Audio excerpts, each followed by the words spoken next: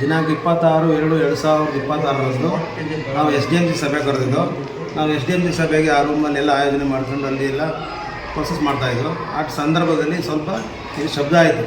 ಶಬ್ದ ಆದ ತಕ್ಷಣ ನಾನು ಈ ಕಡೆ ಬಂದು ನೋಡಿದಾಗ ಈ ಕ್ಲಾಸಲ್ಲಿದ್ದ ಮಕ್ಕಳು ಮತ್ತು ಶಿಕ್ಷಕರು ಇಲ್ಲಿ ಬಂದು ಇಲ್ಲಿ ನಿದ್ದೆಲ್ಲ ಅಲ್ಲಿರ್ತಾರೆ.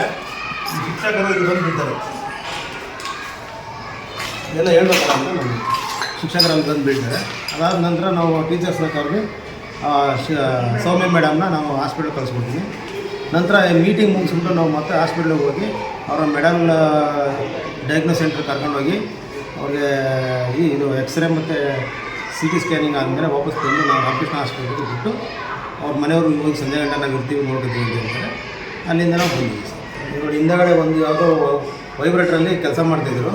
ಅದಕ್ಕಾಗಿದೆಯೋ ಇಲ್ಲ ಆಕಸ್ಮಿಕವಾಗಿದ್ದು ಒಟ್ಟಿನಲ್ಲಿ ಬಿಲ್ಡಿಂಗ್ ಚೆನ್ನಾಗಿದೆ. ಆಕಸ್ಮಿಕವಾಗಿರೋ ಇದೊಂದು ಇನ್ಸಿಡೆಂಟು. ಹಾಗಾಗಿ ಇದು ಯಾವುದೇ ರೀತಿ ದುರ್ದಿದ್ದೇಶದಿಂದ ಆಗಿರೋದಂಥದ್ದಲ್ಲ ಸರ್. ಯಾರಿಗೂ ಸಮಸ್ಯೆಗಳಾಗಿಲ್ವಾ? ಇಲ್ಲ, ಸಮಸ್ಯೆ ಏನಿಲ್ಲ. ಈಗ ಅವರು ಅಲ್ಲಿ ಹೊರಗೆ ಅದು ಇಲ್ಲೇನು ಬಿದ್ದಿಲ್ಲ, ಅವರು ಆಚೆ ಬಿದ್ದಿದ್ದಾರೆ. ಅವ್ರು ಯಾವುದೇ ರೀತಿ ಅವ್ರ ಬಾಡಿ ಮೇಲೆ ಒಂದು ಚೂರು ಮಣ್ಣಾಗಲಿ ಗಾರೆ ಆಗಲಿ ಏನೂ ಬಿದ್ದಿಲ್ಲ. ನಾವೇ ಖುದ್ದಾಗಿ ಬೇರೆ ಟೀಚರ್ಸ್ನ ಕರೆಸಿ ಹಾಸ್ಪಿಟ್ಲಿಗೆ ಕರ್ಕೊಂಡೋಗಿದ್ದೀವಿ. ಸರ್ ಇದಕ್ಕೆಲ್ಲ ಏನು ಮಾಡ್ತಿರ್ತಾರೆ ಇವಾಗ ಸರ್ ಮೇಲೆ ಈ ಥರ? ಈಗ ಇದನ್ನು ನಾವು BO ಆಫೀಸಿಗೆ ಬರೀತೀವಿ.